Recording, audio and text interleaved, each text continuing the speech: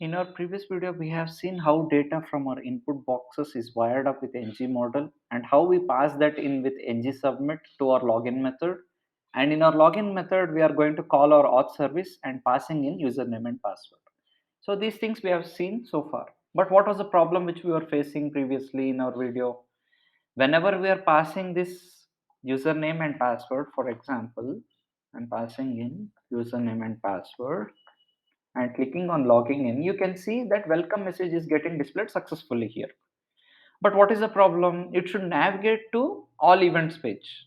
It should not navigate to again this login page. Once I'm successfully authenticated, if we switch to Visual Studio Code, if auth.is authenticated is success, it is logging in and getting this message is getting displayed, welcome message. That is fine, but it is not navigating to all events page. So let's implement that next in this video. Okay, let's switch to Visual Studio Code. So inside our login.component.ts, let's also inject router service. We have this auth service already imported and injected. Let's also inject router service from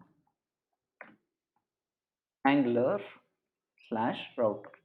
Okay, we have imported router service here, and let's inject that inside our constructor, inside our login component.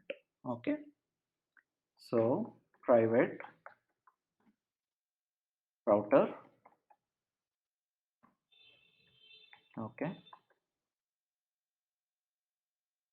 we have already imported, so we are injecting router as well. Now by making use of this router, let's navigate accordingly.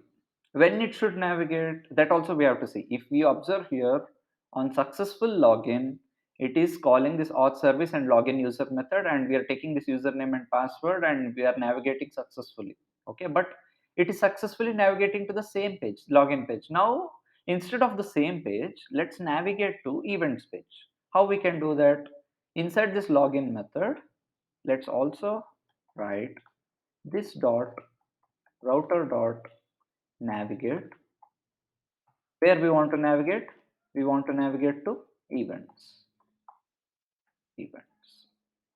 right? So on successful login and successful authentication, now it will navigate to events.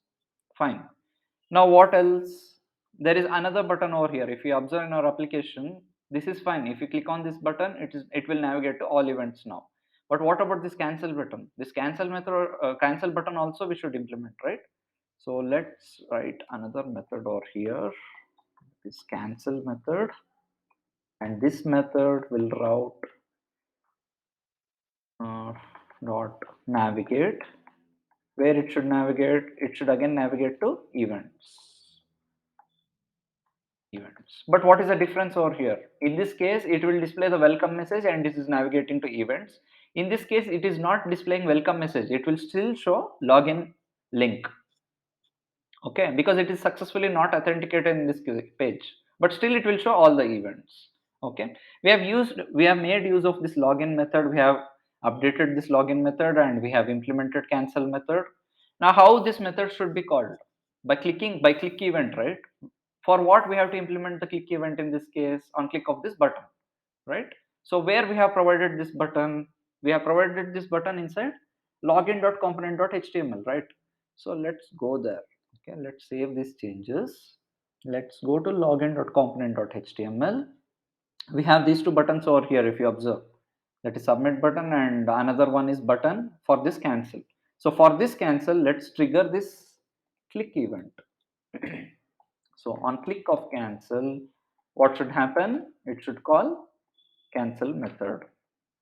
Okay, cancel method. Let's save all these changes. So what we did so far, what was the problem which we were facing? In our application, after entering username and password on clicking of login button, it is showing successfully login message, that is welcome message. But it was navigating to the same login page. Now what we are doing, we have implemented inside login.component.ts in such a way, after successful login, it should navigate to events page. And on cancel button click, it should also navigate to events page, but this login link should be displayed on top, right? So let's save all these changes.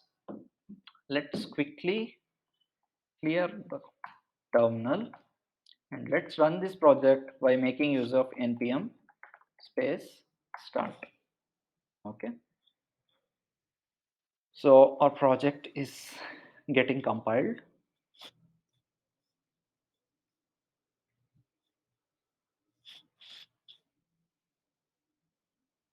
Got compiled successfully and hosted on localhost colon 4200. Let's open this link now. See, it is inside user slash login, right? Now what I'm going to do, I'm going to provide username and password and click on login button. You can see the welcome message is getting displayed and it is navigating to all events page. This is absolutely fine. This is what we require, right?